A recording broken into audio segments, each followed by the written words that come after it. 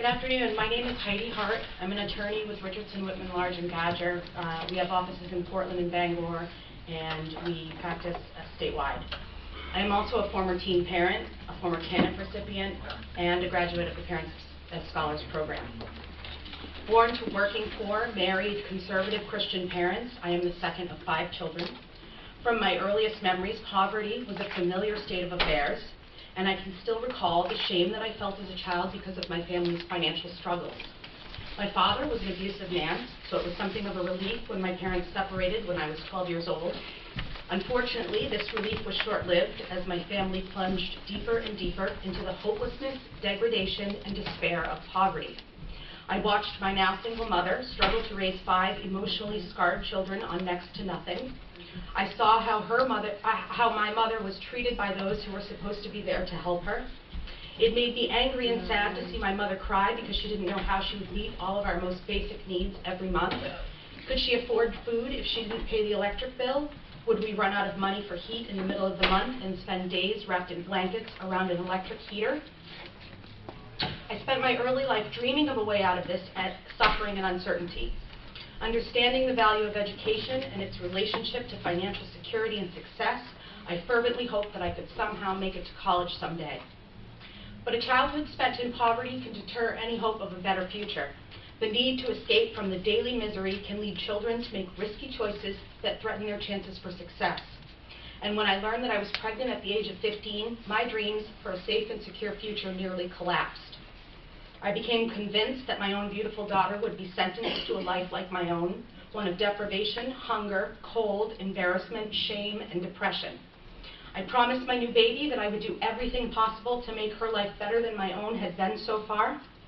However, without any job skills or experience, I didn't even know how I could support myself, let alone this precious child who depended on me. I became severely depressed and sought treatment.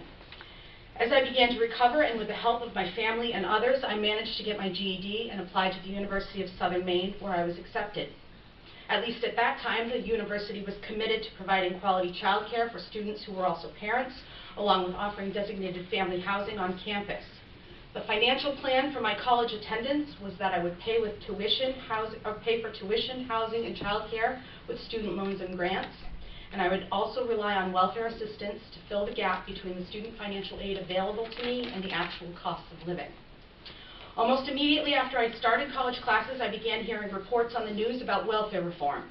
I heard people and politicians talking about people on welfare, except that it seemed to me that the people talking had never actually met a person on welfare, because they told all kinds of lies about what those people were really like. I heard a whole bunch of talk about how low-income parents should leave welfare and go to work, but I didn't hear anything about education. I was terrified that I would have to drop out of college and become trapped in an endless cycle of minimum wage employment and welfare. I knew that the employment available to me would not pay nearly enough to support myself and my daughter. I also knew that I could not continue to live a life of suffering and deprivation, and I feared what I might do or where I might end up if faced with no real options or opportunity. Fortunately, people who really cared about finding long-term solutions for people trapped in poverty and on welfare were already working on a solution, although unbeknownst to me, which would enable me to reach my dreams. I soon learned from a friend about something called the Parents as Scholars program, which had been created by the Maine legislature to help people just like us. My friend was just one of a number of low-income student parents I would see graduate from the TANF program and go on to establish professional, stable, and secure lives in Maine. I learned that the TANF program would provide some additional help, like financial assistance to purchase books and supplies, and clothing vouchers to purchase appropriate business attire for job interviews. But most importantly, the creation of this program meant that I didn't have to drop out of college and watch my dream of a better life and future for my daughter and myself disappear before my eyes. I also learned how lucky I was to live in Maine during welfare reform, as only one other state, Wyoming, also understood that education was a key component to any strategy to move people permanently from welfare to work, from poverty to financial security, and from despair to hope.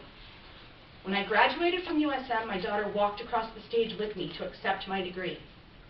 Even at her young age, she understood the immeasurable worth of education.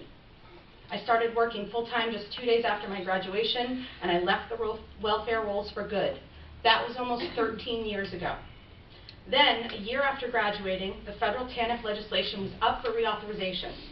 Knowing how important education was to my success, I agreed to attend a meeting with other past graduates and Maine's own Senator Olympia Snowe. I still have the picture of me standing next to Senator Snowe, and I will always remember how thrilled I was when she decided to propose an amendment to the TANF reauthorization bill that would enable low-income parents throughout the country to attend college. Unfortunately, while Senator Snowe's amendment received unanimous support in committee, it did not become law. I never understood the political opposition to this sensible idea, because no matter which side of the political aisle you are on, support for this program should be a no-brainer.